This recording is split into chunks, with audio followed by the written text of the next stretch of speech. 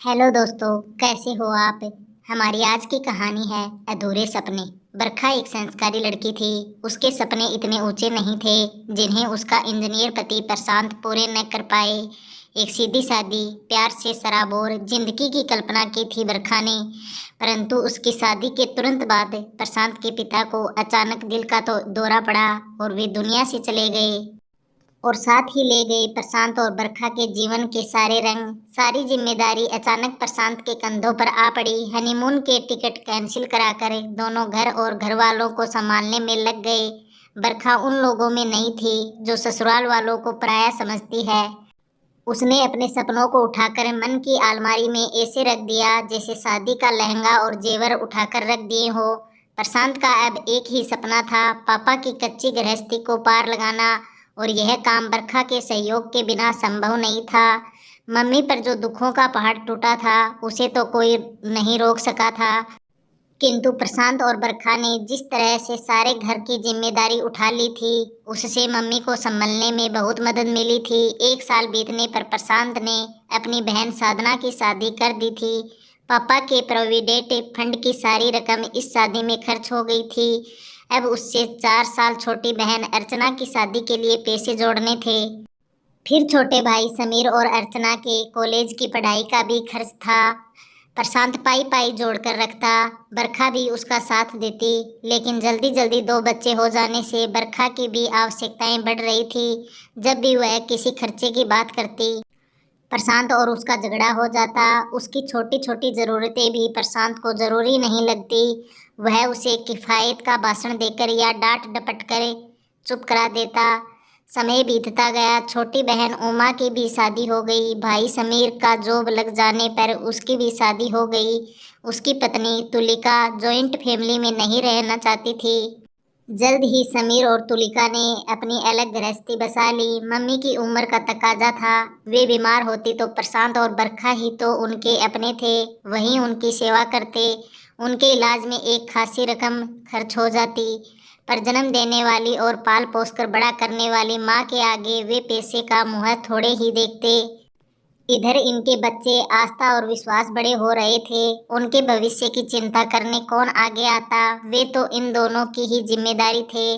साधना और उमा दोनों के घर हर सुख दुख में जब खर्च की जरूरत होती प्रशांत ही हाजिर रहता। समीर से कौन कहे, वह छोटा था और अभी उसकी गृहस्थी कच्ची थी। प्रशांत और मम्मी दोनों का यही कहना था। शादी के तुरंत बाद किसी संवेदनशील क्षण में प्रशांत ने बरखा से कहा था, हनीमून पर नहीं जा पाए तो क्या हुआ, घर का माहौल थोड़ा ठीक हो जाए तो हम घूमने चलेंगे। पर वह समय फिर आया ही नहीं। समय बदलता गया, जिम्मेदारियों के नाम बदलते रहे।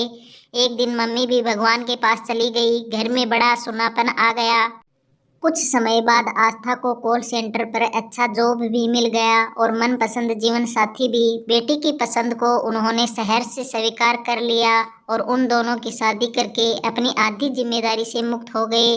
विश्वास चार्टर्ड अकाउंटेंट बन गया था। अब उसकी प्रैक्टिस भी अच्छी चल निकली थी।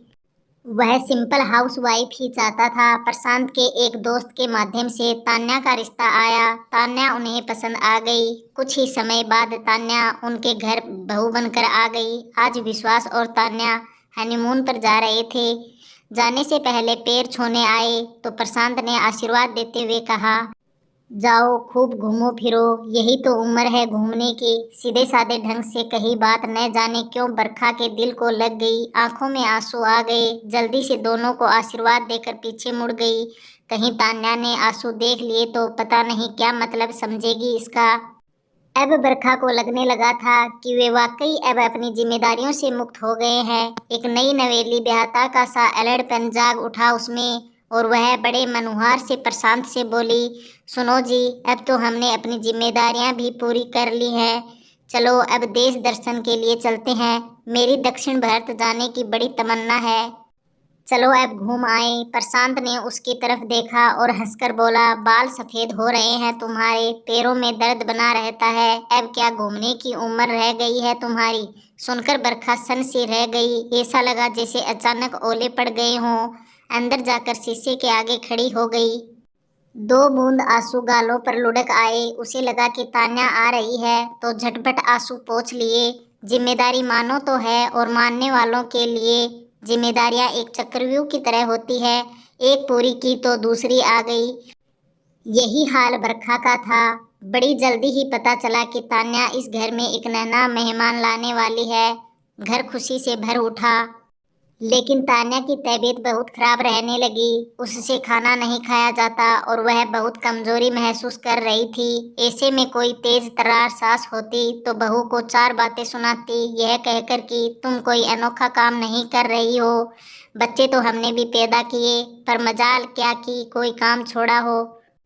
पर बरखा ने सोचा कि वह सास बनकर नहीं रहेगी बल्कि सासू माँ बनकर रहेगी। वह तान्या का पूरा ख्याल रखती, उसके लिए वही खाने को बनाती जो उसका खाने का मन करता। रोज उसे निशास्ता देती, दही दूध पनीर को अलग अलग तरह से बनाकर उसे खिलाती, जिससे उसका मन न उबे और पौष्टिक तत्व उसको मिलते रहें। तान्या भी अब बेफिक्री से अपनी इच्छा उसको बता देती। उसने तान्या को वह प्यार दिया जिसकी उसने कभी अपनी सास से अपेक्षा की थी। कभी कभी वह सोचती कि अगर आज मेरी सास जीवित होती तो देखती कि बहू को बेटी समान कैसे रखा जाता है। बहुत पहले एक बार उसने अपनी मौसिया सास को कहते सुना था, बहू पर लगाम कसकर रखना। जीजाजी नहीं रहे तो कहीं ऐसा न हो कि बहू मालकिन बनकर तुम पर हुक्म चलाने लगे। बस उसकी सास ने उनकी इस बात को कसकर गांठ बांध लिया था। सब कुछ करके भी बरखा को इस घर से कभी वह प्यार और सम्मान नहीं मिला जिसकी वह भूखी थी। उसकी भी कुछ तमन्नाएं होगी, कुछ सपने होंगे। इसके बारे में सोचने की किसी ने जरूरत ही नहीं समझी थी। 3 महीने होते होते तान्या की तबीयत बहुत संभल गई थी। अब वह पहले की तरह कमजोरी और थकान महसूस नहीं करती थी। अब वह बरखा के साथ खूब अच्छे से घर की जिम्मेदारियां भी बांटने लगी थी। उसके चेहरे पर भी अब निखार आने लगा था। आज नवंबर की 1 तारीख थी। बरखा और प्रशांत की शादी को आज 30 साल हो गए थे। सुबह सुबह वे दोनों बैठे हुए चाय पी रहे थे। विश्वास और तान्या आए। दोनों ने पैर छूकर एक लिफाफा दिया जिस पर खूबसूरत शब्दों में लिखा था, विवाह की 30वीं वर्षगांठ पर शुभकामनाओं सहित आपके बच्चे विश्वास और तान्या। खोला तो उसमें दक्षिण भारत घूमने के लिए 2 टिकट थे। 3 हफ्ते के ट्रिप के लिए होटल की बुकिंग आदि सारे इंतजाम एक ट्रेवलिंग एजेंसी के माध्यम से कर दिए थे। प्रशांत और बरखा हतप्रभ थे। उन्होंने कुछ कहना चाहा तो विश्वास बोला, बस अब कुछ नहीं कहना आपको, बहुत जिम्मेदारियां निभा ली आप दोनों ने। अब कुछ समय अपने आप को भी दीजिए, वह सब करिए जो आपको अच्छा लगे। बरखा ने फिर कुछ कहने के लिए मुंह खोला। तान्या की तबीयत। तान्या बोली, माँ मैं ठीक हूँ। अब आपने मेरा इतना ख्याल रखा है, अब बेटी बनकर मुझे भी तो आपकी खुशी का ख्याल रखना है। 2 आंसू बरखा की आंसू से फिर लुढ़क आए, पर अब की बार ये आंसू खुशी के आंसू थे। वह सोच रही थी कि कौन कहता है कि प्यार के बदले में प्यार नहीं मिलता। मैंने एक बेटी को विदा किया तो बहू के रूप में दूसरी को पा लिया। सचमुच अगर तराजू के दोनों पलड़ों पर प्यार हो तो जिंदगी की तुलना का संतुलन बना रहे और तब जिंदगी कितनी खूबसूरत और आसान हो जाती है। तो दोस्तों हमारी आज की कहानी कैसी लगी? अगर कहानी पसंद आई है तो लाइक, कमेंट, शेयर और चैनल को सब्सक्राइब ज़रूर कर लीजिए।